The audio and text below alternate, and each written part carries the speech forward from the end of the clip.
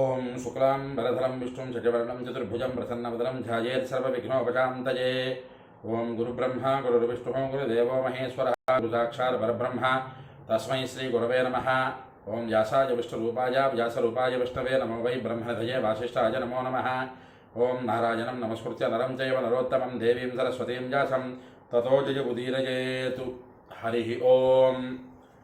ప్రియ భగవద్బంధువులారా, ఆస్తిక మహాశయులారా, విష్ణు పురాణానికి మనం స్వాగతం పలుకుతూ ఆత్మానం రథనం విద్ధి శరీరం రథమేవతు బుద్ధిందశారథం విద్ధి మనః ప్రగ్రహమేవచ. మన ఆత్మ, మన శరీరము, మన బుద్ధి, మన మనస్సు ఇవి అన్నీ కూడా ఒక రథంలాగా మారితే ఆ రథాన్ని అధిరోహించినటువంటి శ్రీమన్నారాయణుడు మనకి సద్బుద్ధిని సద్గతులను కలుగు చేయుగాక అని మరొక్కసారి మనం స్మరణలోకి తెచ్చుకుంటూ విష్ణు పురాణం ద్వితీయాంశం 8వ అధ్యాయంలో ఉన్నాం. ఈ 8వ అధ్యాయంలో శ్రీమన్నారాయణుడి తాలూకా దివ్యాంశమైనటువంటి సూర్యనారాయణ స్వామి గురించి మనం వివరం చెప్పుకుంటున్నాం. భూమి మీద పుట్టినటువంటి ప్రతి ఒక్క ప్రాణి, అందులో నరులు ముఖ్యంగా, మానవులు ముఖ్యంగా, సూర్యుడు ఉదయించేటటువంటి సందర్భంలో ఖచ్చితంగా సంధ్యాకాల సమయమందు, ప్రాతఃసంధ్యా సమయమందు, ఇది చాలా జాగ్రత్తగా పట్టుకోండి. ఈ ప్రాతఃసంధ్యా సమయం అన్నది ఎదరగట్టంలో ఈ ప్రాతఃసంధ్య అంటే ఎంత సమయం వరకు ఉంటుంది సూర్యోదయం నుంచి అన్నది మనం తెలుసుకోవచ్చు. ఈ ప్రాతఃసంధ్యా సమయంలో తప్పకుండా సూర్యనారాయణ స్వామికి అర్ఘ్యప్రదానం ఇవ్వండి. మీరు ఇచ్చినటువంటి ఆ అర్ఘ్యప్రదానం వలన ఆ నీళ్లలో ఉండేటటువంటి శక్తిని సూర్యుడు గ్రహించి మందేహాలు అనేటటువంటి రాక్షసులని సంహరించి సూర్యనారాయణ స్వామి వేరంగా తన కిరణాలని భూమి మీదకి ప్రసరింపజేసి సూర్యనారాయణ కిరణాలతో యావత్ ప్రకృతిని పరిపాలిస్తున్నాడు స్వామి. అటువంటి స్వామికి పుట్టిన ప్రతి ఒక్క ప్రాణి, మానవులు ముఖ్యంగా ఖచ్చితంగా అర్ఘ్యప్రదానం అన్నది స్వామివారికి సమర్పణ చేయండి. అంతేకాదు త్రికాల సంధ్యావందనాదులలో సూర్యనారాయణ స్వామివారి తాలూకా సూర్యోపస్థానం అన్న ప్రక్రియని చేయండి అని చెబుతున్నారు పరాశరుడు. అయితే కిందటి వీడియోలో ఆఖరి శ్లోకంలో చెప్పుకున్నాం మనం. అగ్నిహోత్రే హూయతేయ సమంత్ర ప్రథమాహుతి సూర్యోజ్యోతి సహస్రాంశు స్థయా దీప్యతి భాస్కర.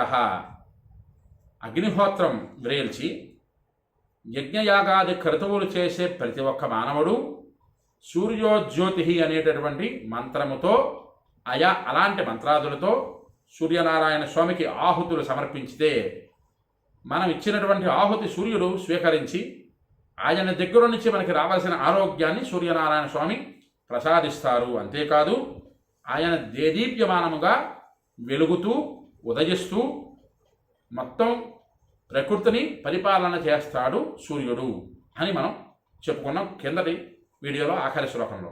అక్కడి నుంచి వచ్చినటువంటి ఘట్టం. ఓంకార భగవాన్ విష్ణు స్త్రిధామ వచశాంపతి తదుచ్చారణ తస్తేతు వినాశం యాంతి రాక్షసా. ఓంకారం అనేటటువంటి పదార్థం, ఆ వచనం ఏదైతే ఉందో జాగ్రత్త, స్వప్న, సుషుప్తి రూపముగా త్రిధామ స్వరూపముగా అది కనిపిస్తున్నది.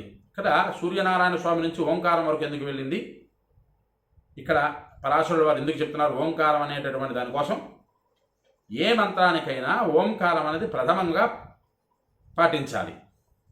అందుకే ఇక్కడ ఓంకారం గురించి ఆయన ఉటంకిస్తూ అది సమస్త వేదవాక్కులకు అధిపతి ఓంకారము. ఈశ్వరుడు మంత్రాలు చెప్తారా, ఓం అని మొదట ప్రారంభం చేయండి. రుద్రమంత్రాలు చదువుతారా, ఓం అని మొదట ప్రారంభం చేయండి. నారాయణ మంత్రాలు, సుదర్శన మంత్రాలు, గణపతి మంత్రాలు, సుబ్రహ్మణ్య స్వామి మంత్రాలు, అమ్మవారి మంత్రాలు ఏది మీరు చదివినా ఓంకారం అన్నది ప్రారంభం చేయండి. అది సమస్త వేదవాక్కులకి అధిపతి ఓంకారము. ఇక ఈ ఓంకారం గురించి మనం చెప్పుకోవాలంటే ఇంచుమించుగా 1.5-2 గంటల కాలం సమయం తీసుకుంటుంది. కాకపోతే ఇంకా లోతుల్లోకి వెళ్ళటం లేదు. ఇక్కడ ఏదైతే ఇచ్చారో అది వివరం వచిస్తున్నాను అంతే ఓంకారం గురించి. ఓంకారము భగవంతుడైన విష్ణువు యొక్క నిర్గుణ స్వరూపము. అలాగే అట్టి ఓంకారం ఉచ్చరించబడినంత మాత్రం చేతనే ఆ రాక్షసులు ఎవరైతే ఉన్నారో మందేహాలు అనేటటువంటి ఆ రాక్షసులందరూ కూడా నాశనమైపోతారు అని చెబుతున్నారు. చాలా జాగ్రత్తగా ఇక్కడ మనం తెలుసుకోదగ్గ విషయం ఏమంటున్నది. రాక్షసులు అంటే, మందేహాలు అంటే ఎక్కడో ఆకాశంలో ఉంటారండి, వాళ్ళకి సూర్యనారాయణమూర్తికి యుద్ధం అవుతుందండి, దానికి మనకు సంబంధం ఏంటున్నదండి ఎక్కడో కొన్ని లక్షల యోజనాల దూరంలో ఉన్నాడు కదా సూర్యుడు. మీరే చెప్పారు పురాణంలోని. అంతటి పురాణంలో చెప్పినటువంటి అంత దూరంలో ఉన్న సూర్యుడికి అక్కడ ఉండే రాక్షసులకి యుద్ధమైతే మనకేమిటి ప్రయోజనం? దానివల్ల మనకు వచ్చేది ఏమిటి? ఆ అర్ఘ్యప్రదానం ఎందుకు మనం సమర్పణ చేయాలి? అగ్నిహోత్రాదులలో సూర్యోజ్యోతి అనేటటువంటి మంత్రాలతో హోమం ఎందుకు అగ్ని వేల్చాలి, అందులో ఆహుతులు ఎందుకు వేయాలి అని మనందరికీ ఒక సందేహం రావడానికి అవకాశం ఉన్నది ఇక్కడ.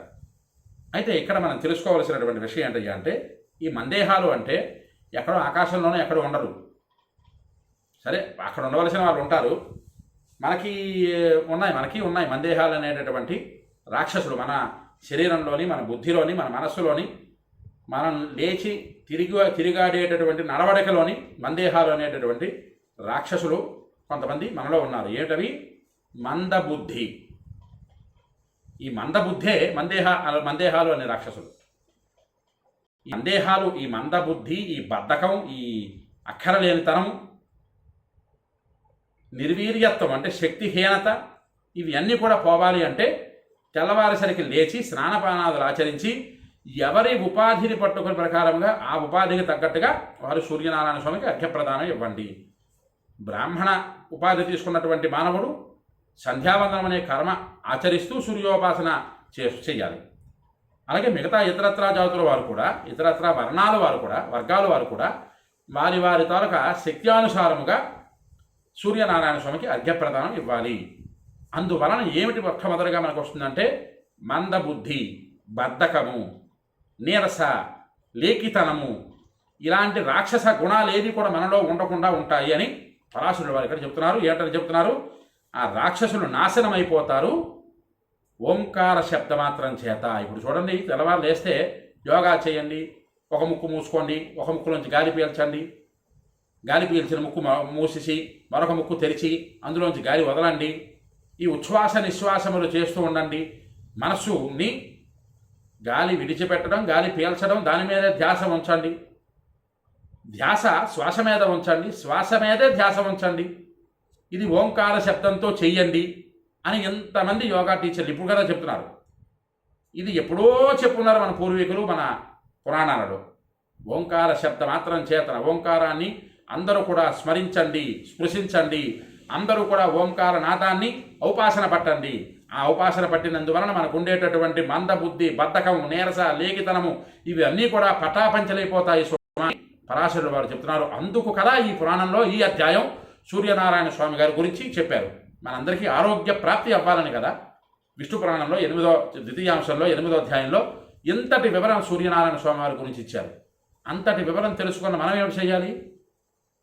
వివరం వినిసి వదిలేయడం కాదు కదా, చక్కగా ఓంకార శబ్దాన్ని, శబ్దబ్రహ్మమైనటువంటి ఓంకార శబ్దాన్ని నిత్యము లేవగానే 11 సార్లు ఉచ్ఛ్వాస నిశ్వాసాల మీద ధ్యాస ఉంచి ఓంకారాన్ని స్మరించండి. అందరూ కూడా మనకు ఉండేటటువంటి సమస్త అనారోగ్యాలన్నీ కూడా పటాపంచలైపోతాయి ఇది అలవాట్లో పెడితే అని చెప్తున్నారు పరాశరుడు వారు. అయితే వైష్ణవంశ పరం సూర్యో యోస్తజ్యోతి సంప్లవం అభిధాయక ఓంకారస్తస్య తత్ప్రేరక పరః. విష్ణువు యొక్క పరమాత్మమైనటువంటి పరమోత్కృష్టమైన అంశే సూర్యనారాయణుడు, సూర్యభగవానుడు. ఆయనే అంతర్జ్యోతి. ఆయన ఏ వికారం లేనివాడు. ఆయనను గూర్చి చెప్పేదే ఓంకారం. అదే ఆయనకు ఉత్తమమైనటువంటి ప్రేరణను ఇచ్చేది.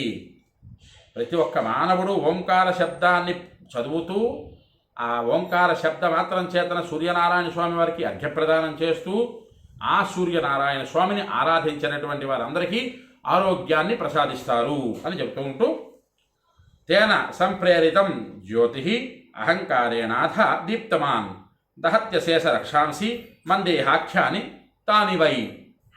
ఓంకారంచే ప్రేరేపించబడే జ్యోతిష్షు ఏదైతే ఉందో శక్తి మిక్కిరి దీప్తమంతమై మందేహాలు అనేటటువంటి సమస్త రాక్షసులను దహించి వేయగలదు. అంత శక్తి ఓంకారానికి, సూర్య భగవానుడికి ఉన్నాయి అను చెప్తున్నారు పరాశరుడు వారు. తస్మాన్ నోల్లంఘనం కార్యం సంధ్యోపాసన కర్మణ సహంతి సూర్యం సంధ్యాయాం నోపాస్తిం కురుతేతు యః. సంధ్యోపాసనమనే కర్మను ఎల్లప్పుడూ ఎట్టి పరిస్థితులలో ఉల్లంఘన చేయకూడదు, ఉల్లంఘించకూడదు. ఎందుకు ఉల్లంఘించకూడదు? సంధ్యోపాసన సూర్యనారాయణ స్వామి అనుగ్రహం కావాలి అనుకుంటే ప్రాతకాలమందే లేచి సూర్యనారాయణ స్వామికి అర్ఘ్యప్రదానం చేసి మన దినచర్య ప్రారంభం చేస్తే ఖచ్చితంగా జరగాల్సిన పనులు సమయానికి జరిగి తీరుతాయి. అలాగే బ్రాహ్మణ ఉపాధి తీసుకున్నటువంటి మానవుడు సంధ్యావందనాది క్రియలు ఖచ్చితంగా ఆచరించాలి అని అంతటి పరాశరుల వారే సంధ్యావందనం గురించి నొక్కి వక్కాణించి చెబుతున్నారు. అంచేత అందరూ కూడా సంధ్యావందనాన్ని ఆచరించండి బ్రాహ్మణ ఉపాధి పొందినటువంటి మానవుడు. సంధ్యాకాలంలో ఉపాసన చేయనివాడు సూర్యుణ్ణి వధించిన పాపగ్రస్తుడవుతాడు. ప్రాతకాలం నందే నిద్ర లేకుండా బద్ధకంతో ఇంకా పడుకునేటటువంటి వాడు సంధ్యా సమయంలో చేయవలసినటువంటి అర్ఘ్యప్రదానాదుల దగ్గర నుంచి మిగతా ఇతరత్రా దేవతారాధన కానీ దేవతాస్థుతులు కానీ చేయకుండా ఎవరు బద్ధకంతో పడుకుని ఉంటారో వారందరూ కూడా సూర్యుడికి హాని చేసిన వాళ్ళు అవుతారు. అంటే సూర్య భగవానునికి హాని చేసిన వాళ్ళు అవుతాము. అంచేత ఆ పాపం మూట కట్టుకోవాలి అనుకున్నటువంటి వాళ్ళందరూ కూడా ఆ ప్రొద్దున కాలంలో లేవకుండా సంధ్యావందనాది క్రియలు ఆచరించుకోకుండా సంధ్యా సమయంలో అర్ఘ్యప్రదానాలు ఇవ్వకుండా అందరూ హాయిగా పడుకోవచ్చు. ఎందుకు? ఆ పాపం మూట కట్టుకుంటే ఎంతటి మహాపాపం సంభవిస్తుందో అన్నదో ఎదరగట్టాలలో ఇంకా ముందర అధ్యాయాలలో మనకు తెలుస్తుంది. అదే వచ్చేటప్పుడు మనం ఖచ్చితంగా చెప్పుకుందాం. అయితే ఇక్కడితో చక్కగా సంధ్యోపాసన చేసినటువంటి వారందరూ కూడా సూర్య భగవానుడి తాలూకు అనుగ్రహానికి పాత్రులై ఆరోగ్యాన్ని అనుభవించగలరు అని పరాశరుడు చెబుతూ తతః ప్రయాతి భగవాన్ బ్రాహ్మణై రభిరక్షితః బాలఖిల్యాదిభిశ్చైవ జగతః పాలనోద్యతః. బాలఖిల్యులు అనేటటువంటి మహర్షుల చేతను బ్రాహ్మణులు అభిమంత్రించిన జలాల చేతను సురక్షితులైనటువంటి సూర్యభగవానుడు మందేహాది రాక్షస సంహార అనంతరం జగత్తును పరిపాలించే ప్రయత్నంలో పూనిక వహిస్తాడు అని చెబుతున్నారు. అయితే ఇక్కడితో ఇంతవరకు సూర్యనారాయణ స్వామి వారి తాలూకా ఘట్టం పూర్తి చేసుకుని మందేహాలు అనేటటువంటి రాక్షసుల్ని సంహరించినటువంటి సూర్యభగవానుడు మనందరికీ కూడా ఆరోగ్యాన్ని ప్రసాదించాలి అని మరొక్కసారి సూర్యనారాయణ స్వామికి నమస్కారం చేసుకుంటూ ఇక్కడి నుంచి వచ్చినటువంటి ఘట్టం కాలగణనము. మీ అందరికీ ఒక అనుమానం రావచ్చు. కాలస్వరూపం మనం ఇంతకుముందే మొదటి అధ్యాయంలోనే మొదటి ప్రథమాంశంలోనే 3వ అధ్యాయంగా 4వ అధ్యాయంగా మనం చెప్పుకున్నాం కదా. మరొక్కసారి ఇక్కడ ఎందుకు కాలగణన గురించి ఉటంకిస్తున్నారు పరాశరుల వారంటే దీని వివరం తెలుసుకోవాలి అంటే ఈ అధ్యాయాన్ని సంపూర్తిగా వినండి. కాష్టానిమేష దశపంచైవ త్రింశచ్చ కాష్ట గణయేతు కులాంచ త్రింశత్ కళాశ్చైవ భవేన్ముహూర్తః త్రైత్రింశత రాత్రియ హానిష సమేతే. ఈ ఒక్క శ్లోకం దగ్గర దీని వివరం మనం చెప్పుకొని ఆపుకుందాం. ఒక రెప్పపాటు కాలాన్ని ఒక నిమేషము అంటారు. మనం కనురెప్ప ఆర్పి తెరిచేసరికి నిమేషము అంటారు దానికి సమయం. అట్టి 15 సార్లు కనురెప్పపాటు పడితే ఆ కాలాన్ని ఒక కాష్ట అంటారు పెద్దలు. అలాంటి 30 కాష్టల కాలాన్ని ఒక కళ ఇస్తారు. అలాంటి 30 కళల కాలాన్ని ఒక ముహూర్తంగా లెక్కిస్తారు. అట్టి 30 ముహూర్తాల కాలాన్ని ఒక అహోరాత్రముగా లెక్కిస్తారు. అహోరాత్రం అంటే ఒక రోజు 24 గంటల కాలం అహోరాత్రం. ఇంకా దాని వివరం ఇస్తున్నారు పరాశరుల వారు. ఒక ముహూర్త కాలము అనగా 48 నిమిషాల కాలము అని చెబుతున్నారు. ముహూర్త కాలం అంటే 48 నిమిషాలు. చాలామందికి ఒక అనుమానం ఏంటంటే పెళ్లి ముహూర్తం అంటే 11 గంటల 12 నిమిషాల కంటే ముహూర్తానికి జీలకర్ర బెల్లం పెట్టలేదండి. అది తప్పది. సరే, ఈ రోజుల్లో మనం సమయం పెట్టాలి కాబట్టి సమయం పెట్టి ఆ సమయానికి రెడీ అవ్వాలని చెప్తున్నాం కాబట్టి అందరూ తయారై ఆ సమయానికి రెడీ అయ్యి పెళ్లి తంతు జరుగుతున్నది. కానీ ముహూర్త కాలము అంటే 48 నిమిషాలు. ఆ 48 నిమిషాలకి అలాంటి 30 ముహూర్త కాలాలు అంటే 30 × 48 = 1440 నిమిషాలు. 1444 నిమిషాలు ఇంటూ 60 24 గంటలు. ఒక రోజు 30 ముహూర్తాల కాలము 24 గంటల సమయం పడుతుంది. అది ఒక రోజు పడుతుంది అని చెబుతున్నారు. అయితే హాని వృద్ధి త్వహార్భాగై దివసానాం యథాక్రమం సంధ్యాముహూర్త మాత్రా వై హ్యాన వృద్ధో సమాస్మృతా. పగటి యొక్క పెరుగు తరుగుదలలు దినభాగాలతో సహితంగా యథాక్రమంగా ఉంటాయి. మాత్రం పెరుగు తరుగుదలలో సమానంగా ముహూర్తకాలం మాత్రమే ఉంటుంది.